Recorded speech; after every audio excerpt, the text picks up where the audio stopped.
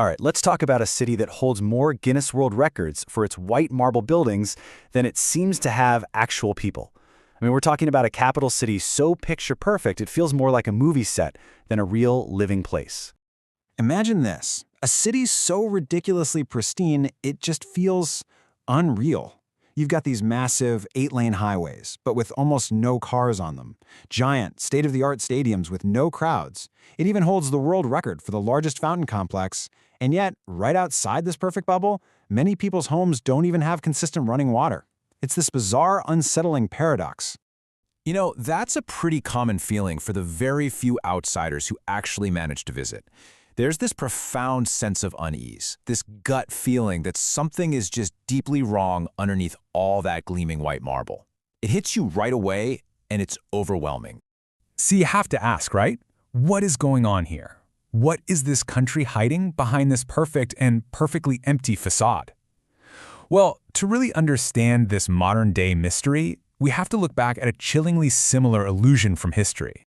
You see, this whole strategy of creating a fake, perfect reality to fool the world, it's not new. It's a tactic that's been used before, and with absolutely horrifying results. So get this. Back in 1944, as word of the Holocaust started to leak, the Nazis created this propaganda city called Theresienstadt. They brought in Red Cross inspectors, showed them clean streets, cozy coffee houses, and smiling Jewish families who were, of course, coached on exactly what to say. It was a complete and utter sham designed to hide a genocide. Fast forward to today, and Ashgabat serves a disturbingly similar purpose, to use a state-controlled story to mask a brutal reality. Now, a stage set this elaborate needs a director. And in Turkmenistan, that man was a powerful communist leader who saw his chance and grabbed it right after the fall of the Soviet Union. So, when the USSR falls apart in 1991, this guy, Saparmurat Niyazov, doesn't bring in democracy. No way. He establishes a one-man rule. He rebrands himself as Turkmenbashi, which means the father of all Turkmen, and then he takes the entire Soviet surveillance machine, the KGB, and just makes it his own.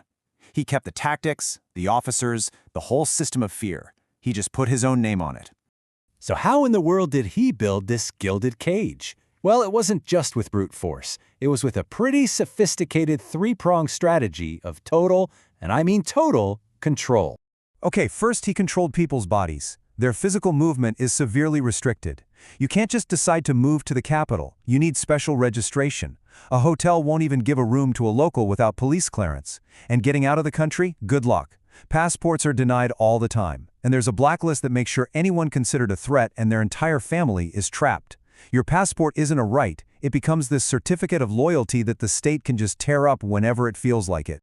Next up, he controlled their minds. He created a total information vacuum. Social media is banned. All news, every channel, every paper is just state propaganda. And there's this huge network of informants, neighbors, coworkers, even kids who could be spying. It's so bad that people literally have to turn their TVs up to full volume just to feel safe having a private conversation in their own homes. But, maybe the most powerful tool of control wasn't a secret police force. It was a single book that he wrote himself. It was called the Ruhnama, or the Book of the Soul. And this is where it gets truly wild. Niyazov declared that anyone who read his book 3 times was guaranteed a place in heaven. It became mandatory for, well, everything. You had to pass an exam on the Ruhnama to get a driver's license. Government workers had to memorize its verses. Imams were forced to preach from it in mosques instead of the Quran. It literally replaced all other knowledge. And finally, he anchored his control deep inside the nation's psyche. His face was everywhere. I'm talking about a 75-foot-tall, 24-karat gold statue of him in the capital that was built to rotate so it always faced the sun. He literally rewrote the calendar, renaming January after himself and September after his book. And look, this wasn't just ego. It was psychological warfare. When you see the same face on every building, every banknote, every book, that face becomes your reality. It becomes unquestionable. And for anyone who dared to resist this new reality, well, there was a place of unimaginable horror. Ovadan Tepe, a prison deep in the desert. Survivors and insiders, they don't even call it a prison. They call it a psychological laboratory, a place designed not just to kill you, but to slowly, systematically erase who you are through isolation and torture until there's nothing left. So Niyazov dies unexpectedly in 2006. For just a moment, there was this tiny flicker of hope. But did his death actually bring freedom? Nope, not at all. Any hope for change was snuffed out almost immediately. Power was just handed over to one of his loyalists, his personal dentist of all people, in a complete sham of an election. And the system didn't just continue. In a lot of ways, it was locked down even tighter. Today, the situation is just grim. Freedom House, an organization that rates global liberty, gives Turkmenistan a global freedom score of just 1 out of a possible 100. That puts it firmly in the worst of the worst category, right alongside countries like Syria and South Sudan. And that total information blackout? It's still in full effect. In the 2023 Press Freedom Index, Turkmenistan ranked 176th out of 180 countries. It's one of the most censored nations on Earth, just a couple of spots above North Korea. Now, you might be thinking, okay, this is fascinating, but it's a world away from me. But the core lesson of Turkmenistan, the whole reason we're diving into this, is surprisingly relevant to every single one of us. See, in Turkmenistan, the dictatorship is obvious. It's in your face. You can see the golden statues, you can feel the presence of the secret police. But in modern democracies, the tools of control can be way more subtle, almost invisible. They aren't secret police, they're algorithms. It's not state-run TV, it's social media echo chambers. It's not one single book like the Runama. It's the trending narratives that quietly shape what we all think.